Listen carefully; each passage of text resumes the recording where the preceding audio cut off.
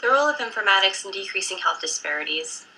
Nursing informatics can be broadly defined as the use of information and the computer technology to support nursing care, nursing practice, including direct delivery of care, administration, education, and research. There are hundreds of thousands of websites that contain health information for the modern consumer, but there are still many vulnerable populations that have no access to these resources.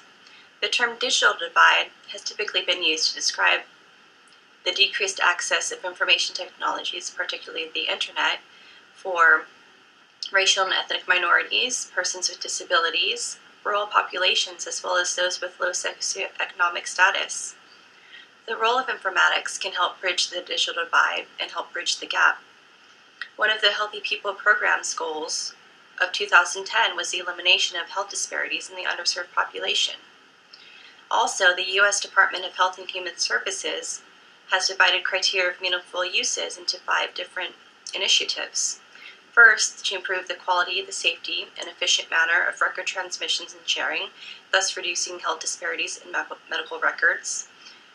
2, to engage patients and their families in their medical record maintenance and accuracy. 3, to improve care coordination between specialties, facilities, and ancillaries.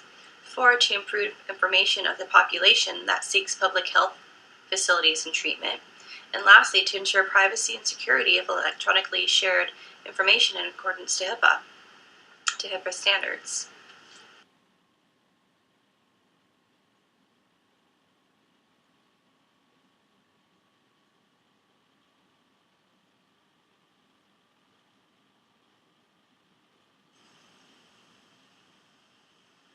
Have you ever walked away from a treatment or an encounter with a healthcare provider feeling like something was just not right? If you did, you're not alone. Many individuals have felt like you, but couldn't quite point out what happened. What you experienced is referred to as a health disparity. According to the National Institute of Health, a health disparity is a gap in the quality of health and healthcare that mirror differences in socioeconomic status, racial and ethnic background, and educational level. In this presentation, we will focus on certain key terms, your rights and responsibilities, and we will close with resources to reduce health disparities. In healthcare disparities, there are certain key terms, quality of healthcare and accessibility of healthcare. This means that quality of healthcare means that everyone should receive the same level of healthcare. There should not be a difference whether you are well educated, affluent, or below the poverty line, or whether you are young, old, male, or female. Accessibility of healthcare means that everyone should be treated with the same level of technology and medical advances available. By being familiar with those terms, any recipient of healthcare, regardless of their age, race, gender, or educational background, has certain rights. You have certain rights. You must be treated with respect, given a level of privacy, and to be educated with regards to your health. When you have a medical evaluation or treatment, you must not be yelled at unless it's part of your treatment. Your culture should not be important to the healthcare quality that you are getting. In addition, you have the right to keep your physical and medical documentation private. Finally, you have the right to know about your medical condition free of medical jargon. On the other hand, as a patient, you also have responsibilities. It is your responsibility to make others aware of your religion and your cultural tolerances. It is everyone's responsibility to reduce healthcare disparities by becoming familiar with HIPAA, which protects your privacy. You can also become familiar with your civil rights and familiarize yourself with valuable contact information provided by the healthcare facility that you have chosen.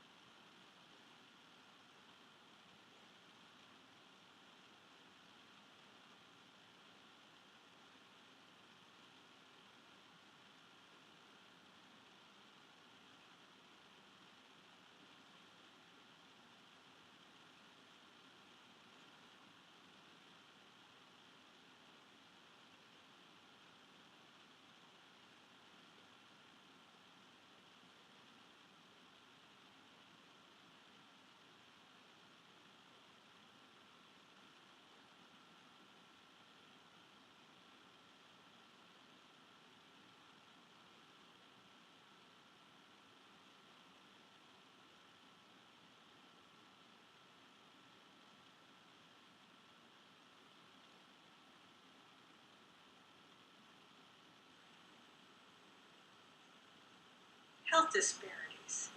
Can this happen to you? Yes, of course. If any of you fall in the category of being within a minority population, such as African American, Native American, Asian American, or in this case Latino, it can happen to you. However, while some of the literature concentration is basically related to race and sex, there is a population most overlooked, which is the disparity among young children, mentally ill, and the elderly. So what do we do about it? Well, according to Dr. Robert White from the Lovelace Clinic Foundation, the current paradigm of medical care depends heavily on the autonomous and highly trained doctor to collect process information necessary to care for each patient.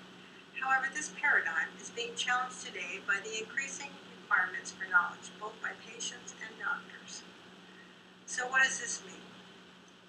One must meet the challenges faced with providing health care in the 21st century. Some challenges, according to Dr. Robert White, include medical knowledge, prevention, quality, cost, and manpower. And how do we meet this challenge?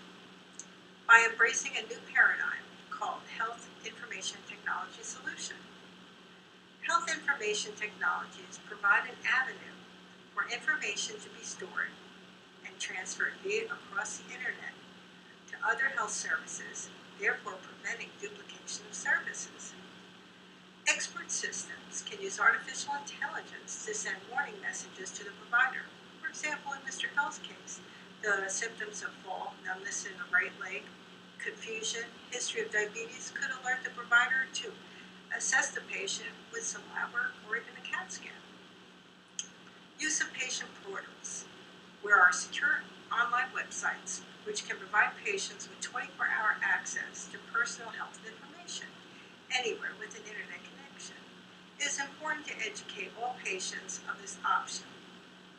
Moreover, in some cases, the option is not even made available to the minority or the elderly or the socioeconomic deprived.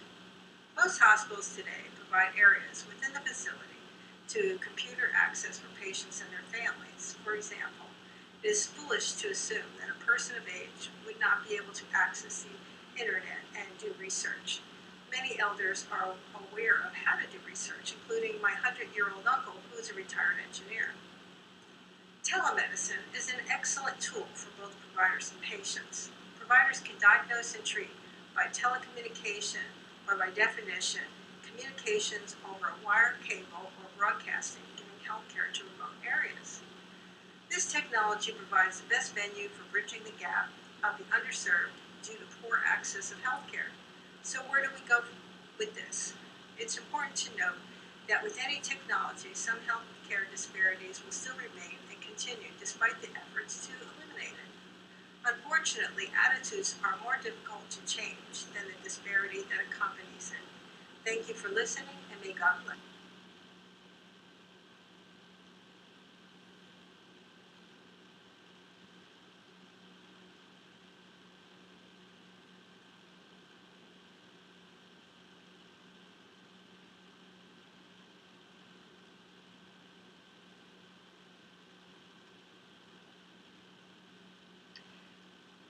Healthcare disparities, and how can you prevent yourself from being a victim of healthcare disparities?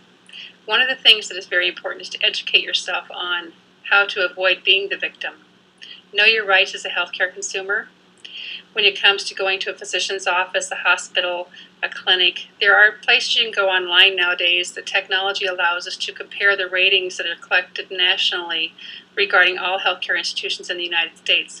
You can see how yours compares to the ones that you may be have in the surrounding area to help you choose a better institution to go to start with.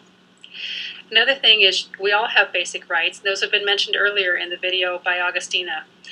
But did you know that you also have a Bill of Rights that is actually every healthcare institution you go into has something called the Patient's Bill of Rights.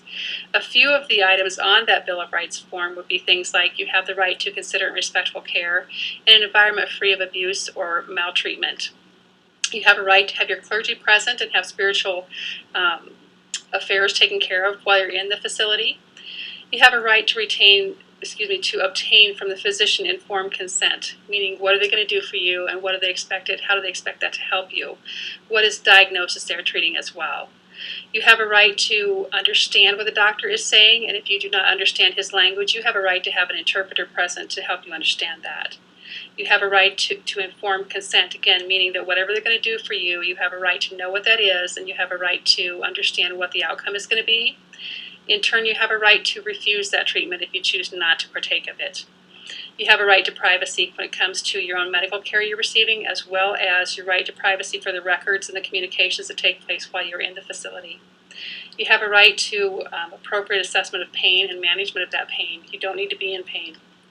You have a right to voice concerns about your health care if you're not satisfied without fear of retaliation for that. And you also have the right to walk away against medical advice and receive no treatment. That is an option. Hospitals have a legal obligation as well to consumers and patients. They are required to follow state and federal regulations and laws regarding the evaluation, admission, and treatment of patients with emergency medical conditions, including women in labor, regardless of the nature of that medical condition. And hospitals as well are obligated to following those same regulations when it comes to transfers or referral of patients to other healthcare facilities or other physicians for appropriate treatment. The hospital must provide initial medical screening, examination to all patients presenting themselves to the facility for an examination and treatment without regards to financial or insurance coverage. So again, knowing your rights as a healthcare consumer, technology helps us with that, and being able to go on and compare the facilities and the places we're going to. So learn how to use the technology. If you don't have access to an internet or a computer, your local library many times will. You can go there, or also your local phone book. You can look into community resources and services.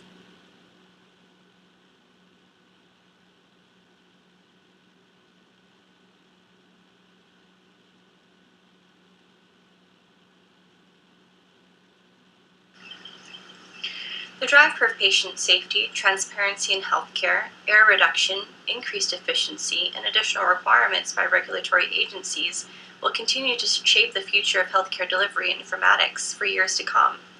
Consumers will assume a greater responsibility for their healthcare delivery as they shoulder a larger portion of the costs. Currently, more than 86% of all adults in the United States with internet access consulted for health-related information, and more than 90% of primary care physicians use the internet in their practice. The growing amount of information can only be a benefit to society if all of society can access it. Murphy states that many nursing and healthcare leaders agree that the future of nursing depends on a profession that will continue to innovate HIT and informatics to play an instrumental role in patient safety, change management, and quality improvement as evidenced by quality outcomes, enhanced workflow, and user acceptance. We as nurses need to break down the barriers of computer information literacy, health literacy, culture and language, and most importantly, access to technology and education.